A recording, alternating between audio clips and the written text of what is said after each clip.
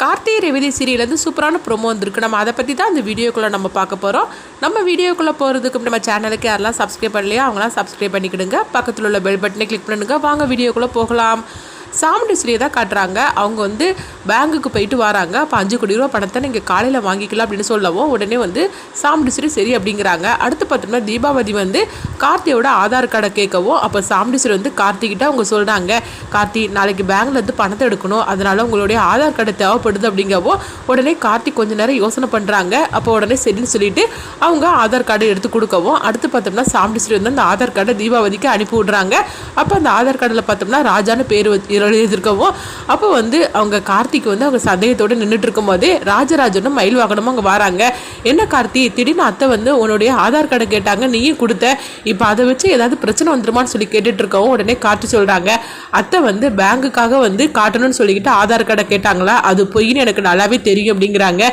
இது கிட்டதுமே அவங்க 2 பேரும் அதிர்ச்சி அடைகிறாங்க. என்ன கார்த்தி நீ சொல்கிற அப்படிங்கும்போது, ஆமாம் அத்தை அதுக்காகலாம் கேட்கல, என்னை பற்றி விசாரிக்கிறதுக்காக தான், அந்த தீபாவதி மேடத்துக்கிட்டு கொடுக்கறதுக்காக தான் அவங்க என்னுடைய ஆதார் கார்டை கேட்டாங்கன்னு எனக்கு நல்லாவே தெரியும் அப்படிங்கவோ இது கிட்டதுமே அவங்க 2 பேரும் அதிர்ச்சி அடைகிறாங்க. இப்போ என்ன பண்ணுறதுக்கு அப்படிங்கும்போது, நான் என்னுடைய ஒரிஜினல் ஆதார் கார்டை கொடுக்கல, நான் டூப்ளிகேட் ஆதார் கார்டை தான் கொடுத்துருக்கிறேன் அப்படின்னு சொல்லவும், ஆனால் இது எத்தனை நாளைக்கு வந்து நான் மறைச்சு வைக்க முடியும்னு எனக்கு தெரியல அப்படிங்கும்போது, இப்போ என்ன பண்ணுறதுக்கு, தற்காலிகமாக நீ தப்பிச்சிட்ட, ஆனால் அடுத்ததான் என்ன பண்ண போகிற அப்படின்னு வந்து மயில்வாகனை கேட்கும் போது, ஆமாம் நீங்கள் சொல்கிறது கரெக்டு தான், தற்காலிகமாக நான் வேணால் தப்பிச்சிருக்கலாம், ஆனால் நிரந்தரமாக நான் தப்பிக்க முடியாது, என்னைக்குனாலும் சரி தான் நான் அத்தைக்கிட்ட மாட்டி தான் ஆகணும், ஆனால் அதுக்கு முன்னாடி கோவில் கும்பாபிஷேகத்தை நம்ம நடத்திட்டோம்னா அதுக்கப்புறம் நானே அத்தைக்கிட்ட போய் நான் உண்மையை சொல்லிடுவேன் அப்படிங்கவும் கோயில் கும்பாபிஷேகத்தை நம்ம உடனடியாக நடத்தி ஆகணும், அதுக்குள்ளே ஏற்பாடெல்லாம் பண்ணணும் அப்படிங்கும்போது அப்போ ராஜராஜன் சொல்கிறாங்க, சரி நான் வந்து அம்மா கிட்ட பேசுகிறேன் அப்படிங்கவோ உடனே கார்த்தியும் சரி அப்படிங்கிறாங்க. அடுத்தது பார்த்தோம்னா அவங்க பேங்க் மேனேஜரை பார்க்கறதுக்காக சிவனாண்டியும் முத்துவேலும் வந்து அவங்க வீட்டுக்கு போகிறாங்க.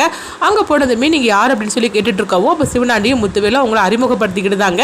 அடுத்ததான் சொல்கிறாங்க, நீங்கள் சாமுண்டீஸ்வரி மடத்துக்கு நாளைக்கு நீங்கள் 5 கோடி ரூபா பணம் கொடுக்க போகிறீங்களா அப்படின்னு சொல்லவும், ஆமாம் இன்னைக்கு நான் வந்து பேங்குக்கு போகலை அதனால தான் கொடுக்க முடியல, ஆனால் என்னுடைய அசிஸ்டன்ட் மேனேஜர் வந்து எனக்கு ஃபோன் பண்ணி சொன்னார் நாளைக்கு நான் கொடுக்க போகிறேன், இப்போ அதுக்கு உங்களுக்கு என்ன சம்மந்தம் அப்படிங்கும்போது, இல்லை நீங்கள் நாளைக்கு இந்த பணத்தை கொடுக்கக்கூடாது அப்படிங்கிறாங்க.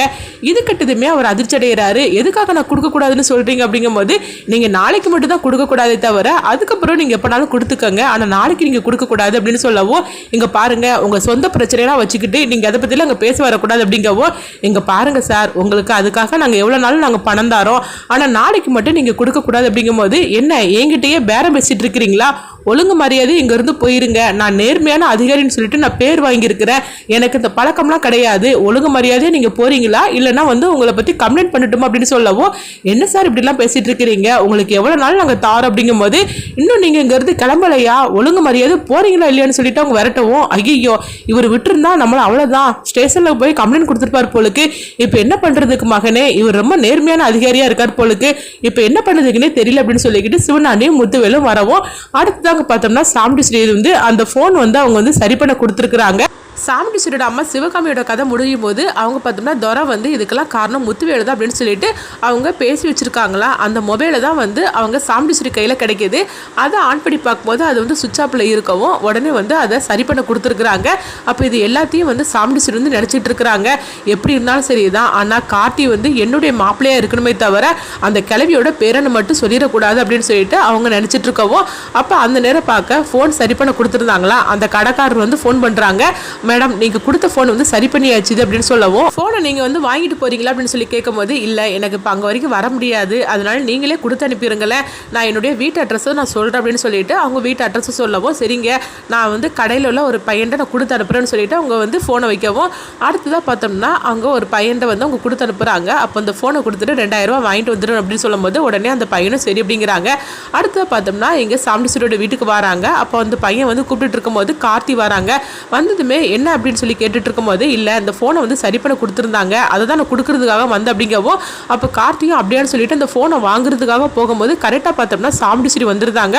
வந்ததுமே நான் தான் மாப்பிள்ள ஃபோனை சரி பண்ண கொடுத்தேன் அப்படிங்கும்போது அப்படியே அத்தான்னு சொல்லிக்கிட்டு கார்த்தி பாட்டுக்கு போயிருந்தாங்க. ஆனால் கார்த்திகையில் மட்டும் அந்த ஃபோன் கிடச்சிதுன்னா கண்டிப்பாக வந்து சாமுண்டீஸ்வரி அம்மாவோட கதையை முடிச்சது யார் அப்படின்னு சொல்லிக்கிட்டு உண்மையை வந்து அவங்க கண்டுபிடிச்சிருப்பாங்க. இந்த ஃபோனை தேடி தான் கார்த்தியும் மயில் வாகனமும் அலைஞ்சிட்டு இருக்கிறாங்க. ஆனால் அந்த ஃபோன் வந்து சாமுண்டீஸ்வரி கையில் தான் கிடைக்குது.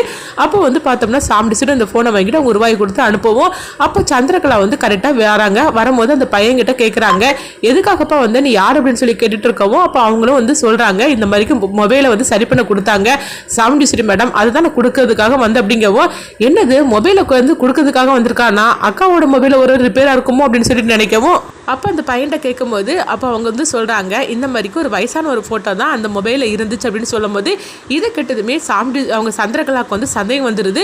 ஓஹோ, இது எல்லாத்துக்கும் காரணம் அந்த மொபைலில் வந்து ஏதோ ஒரு ஆதாரம் இருக்குதுல்ல, அது துரையோட மொபைல் தான் போலுக்கு அப்படின்னு சொல்லிட்டு அவங்க ஓரளவுக்கு கண்டுபிடிச்சிருந்தாங்க.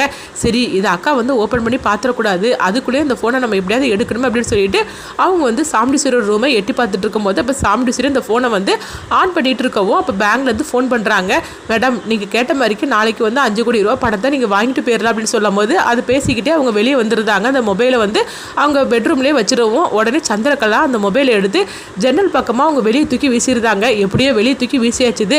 அடுத்தது அந்த ஃபோனை எடுத்து நம்ம வீட்டுக்காரர் கையில் கொடுத்துட வேண்டியதுதான், இதில் ஏதாவது ஆதாரம் இருக்கான்னு தெரியல அப்படின்னு சொல்லிட்டு அவங்க நினைக்கவும் அடுத்து பார்த்தோம்னா வந்து சாம்பிடிஸ்வரி பேசிட்டு அவங்க வந்து பெட்ரூமுக்கு வராங்க. வந்து பார்க்குறாங்க. பார்த்ததுமே ஃபோனை காணலை. என்னது ஃபோன் எப்படி காணாமல் போச்சுது, இப்போ தானே நம்ம அங்கே வச்சுட்டு போனோம், எப்படி காணாமல் போச்சு அப்படின்னு சொல்லிட்டு எல்லா பக்கம் அவங்க தேடிட்டு இருக்கவும் அப்போ அந்த மொபைலை வந்து எடுக்கிறதுக்காக சந்திரகலா வெளியே வராங்க. அப்போ 3 பசங்க அங்கே விளையாடிட்டு இருக்கவும் அந்த மொபைலை பார்த்துருந்தாங்க.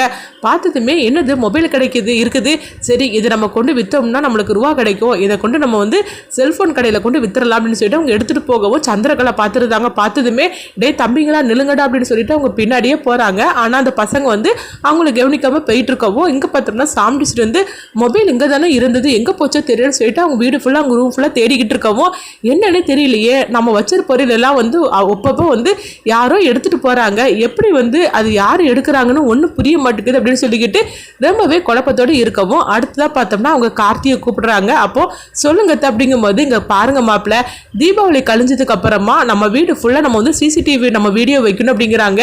உடனே கார்த்தி சரி அப்படிங்கும் போது இப்போ ராஜராஜனும் மயில்வாகனும் கேட்டுட்டு இருக்கிறாங்க, என்னத்தை இப்போ உடனே வைக்கணும்னு சொல்கிறீங்களா, என்ன விஷயம்னு சொல்லி கேட்கும் போது இல்லை அன்னைக்கு என்னன்னா நவீன் விஷயத்தில் என்னுடைய செருப்பும் வளையலும் வந்து அந்த இடத்துல கிடந்தது, அதே மாதிரிக்கு செல்ஃபோனை வந்து சரி பண்ண நான் வந்து கொடுத்துருந்தேன், அப்போ அந்த பையன் கொண்டு தந்துட்டு போனால் நான் வச்ச கொஞ்ச நேரத்துலேயே வந்து செல்ஃபோனை காணாமல் போச்சுது, என்னன்னு தெரியல, இந்த வீட்டில் அப்பப்போ என் பொருள்லாம் காணாமல் போயிட்டு இருக்குது, யார் இந்த மாதிரிக்கு பண்ணுறாங்கன்னு எனக்கு தெரிய மாட்டேங்குது அப்படிங்கவோ இது கிட்டதுமே இவங்க எல்லாரும் அதிர்ச்சி அடைகிறாங்க. அப்போ கார்த்தி வந்து கேட்டுட்டு இருக்கிறாங்க, அன்னைக்கு வந்து ஒரு பையன் கொடுத்தானா அந்த ஃபோன் அப்படின்னு சொல்லி கேட்கும் போது ஆமாம் மாப்பிள்ள அப்படிங்கிறாங்க. அப்போ உங்கள் மொபைலா அப்படின்னு சொல்லி கேட்கும் போது இல்லை மாப்பிள்ள என்னுடைய மொபைல் கிடையாது, அது இந்த மாதிரிக்கு அங்கே சாமி ரூபில் ஒரு பாத்திரத்துக்குள்ளே அந்த மொபைல் இருந்தது, அந்த மொபைலை நான் எடுத்து பார்த்தேன், அப்போ வந்து ஆஃப் ஆகி கிடந்தது, அதை தான் நான் சரி பண்ண கொடுத்துருந்தேன், அதை சரி பண்ணி தந்தாங்க அப்படிங்கவும் இது கேட்டதுமே கார்த்தி அதுக்கப்புறமா மயில்வாகனம் எல்லாருக்கும் தூக்கி வாரி போடுது. ஐயையோ, இந்த மொபைலை தானே நம்ம தேடி அலைஞ்சிட்டு இருந்தோம், அப்போ இந்த மொபைலை தான் வந்து அந்த பாத்திரத்துக்குள்ளே கிடந்துதா, அதுவும் அத்தை கையில் கிடச்சிருக்குது, இப்போ என்ன பண்ணுறதுக்கு தெரியலையே அப்படின்னு சொல்லவும் இப்போ கார்த்தி வந்து கேட்டுட்ருக்குறாங்க, அத்தை அந்த மொபைல் எங்கே இருக்குது அப்படின்னு சொல்லி கேட்கும்போது அந்த மொபைலை தான் காணாமல் போயிடுச்சு அப்படிங்கிறாங்க.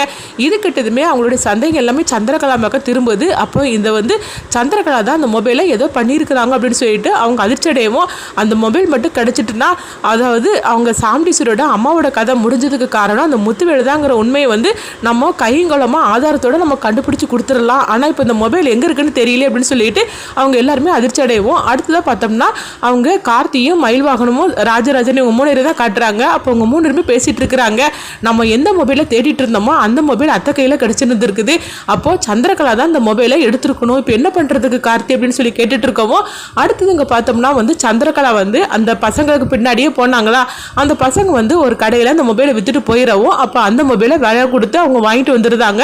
வாங்கிட்டு வந்துட்டு சந்திரகலா தான் அந்த மொபைலை வச்சிருக்கிறாங்க, இது வந்து எப்படியாவது வந்து ஓப்பன் பண்ணி பார்க்கணும், இதில் என்ன ஆதாரம் இருக்குன்னு தெரியலையே அப்படின்னு சொல்லிக்கிட்டு அவங்க நினச்சிட்டு இருக்கவும் அப்போ கார்த்தி சொல்கிறாங்க, எப்படி இந்த மொபைல் வந்து வேற எங்கேயும் போயிருக்காது, சந்திர கையில் தான் இருக்கும், அவங்க ரூமில் போய் நம்ம தேடி பார்த்தோம்னா கண்டிப்பாக அந்த மொபைல் கிடச்சிரும் அப்படின்னு சொல்லிட்டு அவங்க சொல்லவும் அதுதான் அவன் அங்கேயே இருக்கிறாள், எப்படி இந்த மொபைலை வந்து ஒழிச்சு தான் வச்சிருப்பா, எப்படி கண்டுபிடிக்கிறது அப்படின்னு சொல்லி கேட்கவும் எப்படியாவது நம்ம கண்டுபிடிச்சே தீரணும் அப்படின்னு சொல்லிட்டு இருக்கிறாங்க.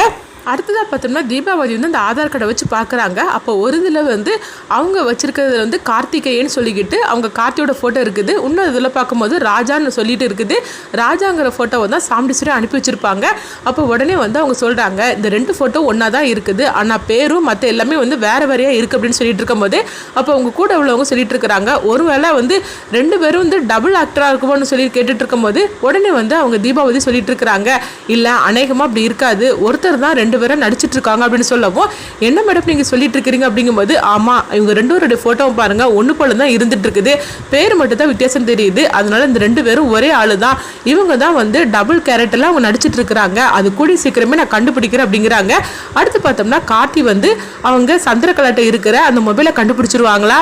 அதே நேரத்தில் தீபாவதி வந்து கார்த்தியும் ராஜாவும் ஒரே ஆள் தான் அப்படிங்கிற சொல்லிட்டு அவங்க கண்டுபிடிச்சிருவாங்களா. இது எல்லா கதையும் மொத்தமாக எப்போ வந்து அதாவது ஒன்று போல் சாமுண்டீஸ்வரிக்கு தெரிய போகுது.